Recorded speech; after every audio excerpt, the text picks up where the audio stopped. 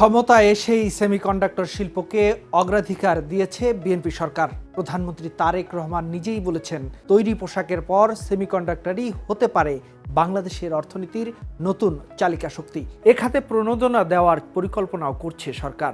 কিন্তু চিপ তৈরির কারখানা বসাতে গেলে যে বিশুদ্ধ কোয়ার্টজ লাগে, সেটা বাংলাদেশ কোথায় পাবে? উত্তরটা লুকিয়ে আছে খোদ দেশের নদীতেই। ব্রহ্মপুত্র, যমুনা, পদ্মা আর তিস্তার তলদেশে জমে থাকা বালুকে বলা হচ্ছে ভবিষ্যতের সাদা সোনা, যা রীতিমতো বদলে দিতে পারে দেশের অর্থনীতির চেহারা। সত্যি কি নদীর বালু বদলে দিতে পারে বাংলাদেশের অর্থনৈতিক ভাগ্য?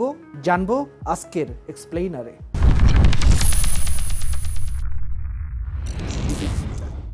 প্রতি বছর হিমালয় থেকে বাংলাদেশের বুকে নেমে আসে প্রায় 100 থেকে 150 কোটি টন পলিও বালু।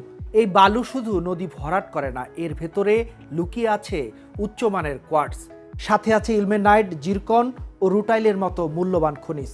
সেমিকন্ডাক্টর শিল্পের 90%ই দাঁড়িয়ে আছে সিলিকনের উপর, আর সিলিকন তৈরির কাঁচামাল হাই পিউরিটি কোয়ার্টজ। গবেষণায় দেখা গেছে দেশের প্রধান নদীগুলোর বালু কোয়ার্টজ সমৃদ্ধ। খনিজ প্রক্রিয়াকরণ পরীক্ষায় প্রমাণ মিলেছে রিভার্স ফ্লোটেশন পদ্ধতিতে এই বালু থেকে 99.5% বিশুদ্ধ সিলিকা তৈরি সম্ভব, যা উন্নত কাঁচ শিল্পের জন্য যথেষ্ট। শুধু কোয়ার্টজ নয়, চিপ অর্থনীতির আরেকটি অস্ত্র বিরল খনিজ, আর সেখানেও সম্ভাবনার আভাস মিলছে বাংলাদেশে। বিশ্বজুড়ে এখন এই খনিজ নিয়ে তুমুল উদ্বেগ। মার্কিন চীন বাণিজ্য যুদ্ধের জেরে চীন একাধিকবার বিরল খনিজ রপ্তানিতে কড়াকড়ি আরোপ করেছে। মার্কিন ভূতাত্ত্বিক জরিপ সংস্থার তথ্য বলছে, বিশ্বের বিরল মৃত্তিকা খনিজের প্রায় 70% উত্তোলন আর 85% পরিশোধন একাই নিয়ন্ত্রণ করে চীন।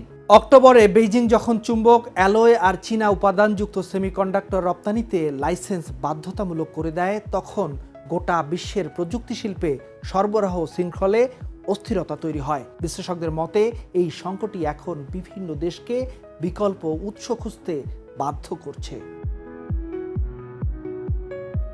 আর এখানেই খুলে যেতে পারে বাংলাদেশের আরেকটি সম্ভাবনার দুয়ার। দেশের গবেষকরা বলছেন, নদী অববাহিকার বালু, জেগে ওঠা চর, সৈকত বালু আর কয়লা খনিতেও মিলছে বিরল খনিজের অস্তিত্ব। কক্সবাজার সৈকত খনিজ বালু আহরণ কেন্দ্রের গবেষকদের তথ্য অনুযায়ী দেশের 17টি স্থানে বিরল ভারী খনিজ ভাণ্ডারের সন্ধান মিলেছে। In the heart of the city rises a destination built for greatness. International Convention City, Bosundhara. Life takes a new course. এর মধ্যে 15টি কক্সবাজারে, বাকি দুটি নিঝুম দ্বীপ ও কুয়াকাটায়। এসব বালুতে zircon, ilmenite, rutile, garnet, magnetite, kyanite আর মোনাজাইটের মতো ভারী খনিজ মিলেছে। যমুনা আর ধরলা নদীর বালুতেও বিরল মৃত্তিকা মৌলের প্রমাণ পাওয়া গেছে। প্রতি কেজিতে মিলছে 60 থেকে 176 মিলিগ্রাম পর্যন্ত। তবে বাণিজ্যিকভাবে কতটা উত্তোলনযোগ্য তা এখনও নিশ্চিত করেনি ভূতাত্ত্বিক জরিপ অধিদপ্তর। কক্সবাজারের বালু আহরণ কেন্দ্রের কার্যক্রম দীর্ঘদিন ধরে স্থবির। নতুন সরকারকে এই জায়গাটাতেই নজর দেওয়ার আহ্বান বিশেষজ্ঞদের। তবে সম্ভাবনার পালে হাওয়া লাগছে অন্য দিক থেকেও। সরকার সেমিকন্ডাক্টর শিল্পে প্রণোদনার পরিকল্পনা করছে। আইসি টেস্টিং, প্যাকেজিং আর উন্নত চিপ উৎপাদন নিয়ে একটি পূর্ণাঙ্গ নীতি কাঠামো দাঁড় করানোর কথাও ভাবা হচ্ছে। সম্প্রতি ঢাকায় অনুষ্ঠিত জাতীয় সেমিকন্ডাক্টর সিম্পোজিয়াম ও বিইএআর সামিটে 35টি স্টলে শিক্ষার্থী আর স্টার্টআপ উদ্যোক্তাদের নেতৃত্বে সেমিকন্ডাক্টর, কৃত্রিম বুদ্ধিমত্তা আর রোবোটিক্স খাতের উদ্ভাবন প্রদর্শিত হয়েছে। উলকাসেমের সিইও নিজেও বলেছেন, বাংলাদেশের স্থানীয় প্রযুক্তি প্রতিষ্ঠানগুলো ইতোমধ্যে বিশ্বের শীর্ষস্থানীয় প্রযুক্তি কোম্পানিগুলোকে চিপ ডিজাইন সেবা দিচ্ছে। অর্থাৎ ফ্যাব বা কারখানা না বসেও চিপ অর্থনীতির একটা জায়গায় বাংলাদেশ আগেই পা রেখেছে।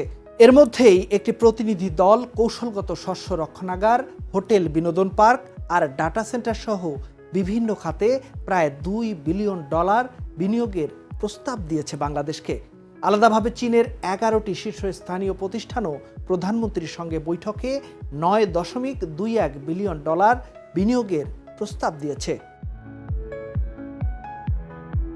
কিন্তু চিপ তৈরি করতে হলে এই বিশুদ্ধতা যথেষ্ট নয়। সেমিকন্ডাক্টর গ্রেডের সিলিকন ওয়েফারে লাগে 99.99% বিশুদ্ধতা, যাকে বলা হয় 9N। বাংলাদেশের বালু কাঁচ শিল্পের মানদণ্ড পূরণ করলেও চিপ তৈরির আন্তর্জাতিক মানদণ্ডে পৌঁছাতে পারবে কিনা সেটি এখনও গবেষণার বিষয়। গবেষণাপত্রেই সতর্ক করা হয়েছে, চিপ তৈরির জন্য লোহা, অ্যালুমিনিয়াম বা টাইটানিয়ামের মতো অতি সামান্য অপদ্রব্য থাকা চলবে না। ক্রিস্টালে কোনো ত্রুটিও রাখা যাবে না। ফলে আল্ট্রা ট্রেস অপদ্রব্য বিশ্লেষণ আর পাইলট স্কেল রিফাইনিং প্রযুক্তি ছাড়া এই বালু আন্তর্জাতিক মানে ওঠা সম্ভব নয়। বিশেষজ্ঞদের সুপারিশ, সরকার একটি বিশেষায়িত sand processing and research centre গড়ে তুলুক, প্রকৌশলীদের এই খাতে দক্ষ করে তুলুক। তার আশা, তাহলে 2050 সালের মধ্যে বিশ্ব সেমিকন্ডাক্টর বাজারে উপকরণ সরবরাহকারী হিসেবে নেতৃত্ব দিতে পারবে বাংলাদেশ। এজন্য 2026 থেকে 2050 সাল পর্যন্ত একটি জাতীয় রোডম্যাপও প্রস্তাব করা হয়েছে, যার প্রথম ধাপেই আছে নদীর বালুর বিশুদ্ধতা নিয়ে নিবিড় গবেষণা। এই টুকরো টুকরো ঘটনাগুলো একসঙ্গে জোড়া দিলে একটা ছবি স্পষ্ট হয়ে ওঠে। একদিকে নদীর বালুতে কোয়ার্টজ, সমুদ্র সৈকতে বিরল খনিজ কাঁচামালের ভাণ্ডার, অন্যদিকে সরকারের নীতিগত মনোযোগ, প্রণোদনার পরিকল্পনা আর ডাটা সেন্টার প্রযুক্তি খাতে বিদেশি বিনিয়োগের আগ্রহ। তৈরি পোশাক শিল্প দিয়ে বিশ্ব অর্থনীতিতে যে জায়গা তৈরি করে নিয়েছিল বাংলাদেশ, প্রযুক্তির এই নতুন যুদ্ধে ঠিক তেমনই একটা সুযোগ কি অপেক্ষা করছে দেশের সামনে? উত্তর মিলবে সময়ের হাত ধরেই। তবে নদীর বালু আর সৈকতের কণা যে বাংলাদেশের ভূরাজনৈতিক ওজনও বাড়িয়ে দিতে পারে, সেটা এখন আর নিছক কল্পনা নয়।